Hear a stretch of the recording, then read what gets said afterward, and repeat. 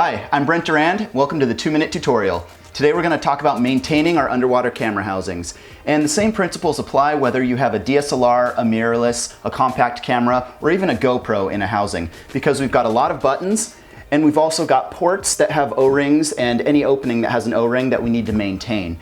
And the critical thing here is that we can't have any sort of particulate like a hair, an eyelash, a piece of lint, a piece of sand blocking any sort of O-ring to stop it from creating a complete seal. And then we also want to maintain our housing to make sure none of the buttons start to jam up, because we know that salt is an enemy with our equipment in the ocean. We want to always try and rinse with fresh water.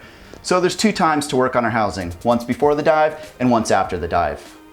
So before the dive, there's a few things we want to do. The first and foremost is to make sure we seal up the camera with every O-ring completely clean and every O-ring groove completely clean. So the first thing I will do is look at the O-ring grooves where I've had it, and you can use a high quality paper towel that doesn't leave filament behind. You can use a chamois, something like this, very, very soft surface, and what you do is put it in the groove and work it all the way around. You want to make sure there's no moisture, get rid of any extra grease in there, so you've got a completely clean O-ring groove. There's no hairs, there's no lint, no particles. Next, you want to clean the O-ring. So I'll generally feel the O-ring. You want to look for any nicks, any tears in the O-ring. That would be very, very bad. It wouldn't be watertight. So you're inspecting, making sure there's no nicks, there's no hairs, there's no sand. Good. Use a tiny, tiny bit of O-ring grease, just enough. The grease does not actually seal the housing and make it watertight. The grease merely lubricates the O-ring so that it stays healthy, and if you have any sort of twisting port mount, then it will slide easier. So now that my O-ring is greased, I'll put it on the port. Same thing with the housing back, and inspect again. Make sure there's no hairs, make sure nothing's sticking out of there, no sand, and then you can connect it, making sure that you've inspected the alternate surface as well. So this is really important, and the way I'll put together the entire camera housing before the dive.